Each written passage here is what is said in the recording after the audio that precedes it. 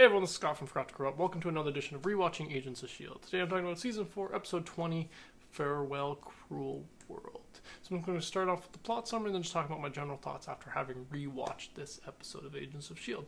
So yeah, let's just start with that plot summary, which says, after Daisy and Simmons entered the framework, their bodies were protected by Yo-Yo aboard the ship aircraft Zephyr 1. With their connection to the framework draining the ship's power, Yo-Yo chose to shut off its cloaking ability, revealing their location to Ivanov and his men.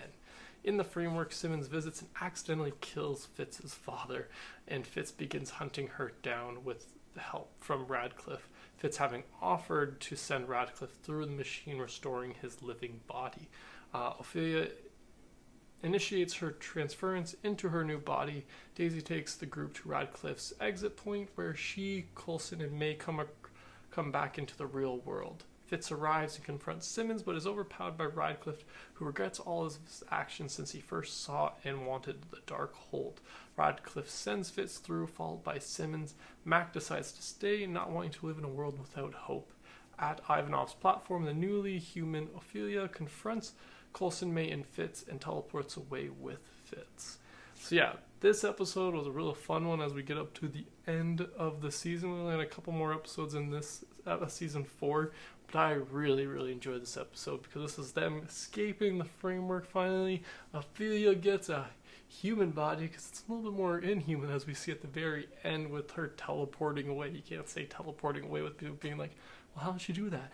She's got Gordon's inhuman powers, which is one thing I totally forgot leading up to this rewatch. It just kind of slipped my mind while I was watching the episode until she finally gets her body, and then I'm like, oh yeah, right, at the end of this episode and then she does it. I'm like, oh, how did I forget about that? How did I forget she had inhuman powers? I totally forgot about that. So that was a fun little thing to rediscover on the rewatch.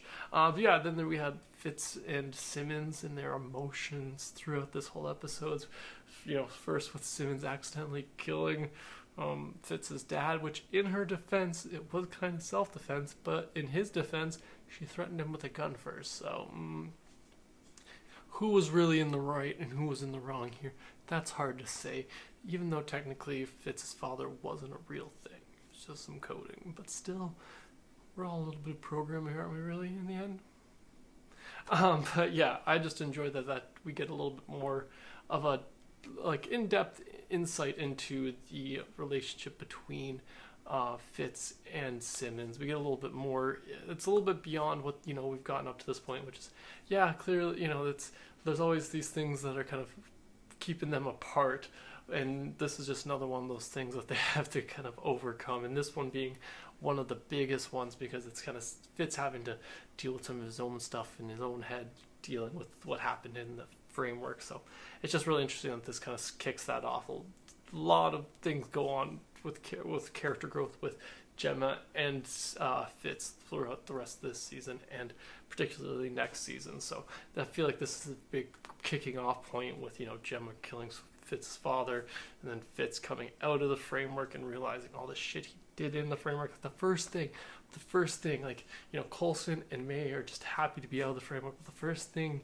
Fitz is thinking about is how fucking terrible person he was in the framework. He's like, I ordered the airstrike to kill Mason, this and that, and I'm like, oh yeah, Agnes was her person. It's like, yeah, Fitz, damn, you got some stuff you're gonna have to deal with. And as always, my heart's out there for Fitz because I love Fitz. He reminds me he's like a little brother who's older than me. Yeah. But yeah, some of the other things I enjoyed about this episode, I do like when Ada gets her into human body. That's just a fun little thing. I already mentioned that. And then, yeah, the whole team getting out of the framework except for Mac, which is a bit I did remember because I was like, yep, Mac. The whole doesn't want to live in a world without hope thing is just very, very easy to remember because you're like, yeah, oh yeah, that's an expression and it's his daughter's name. Makes sense.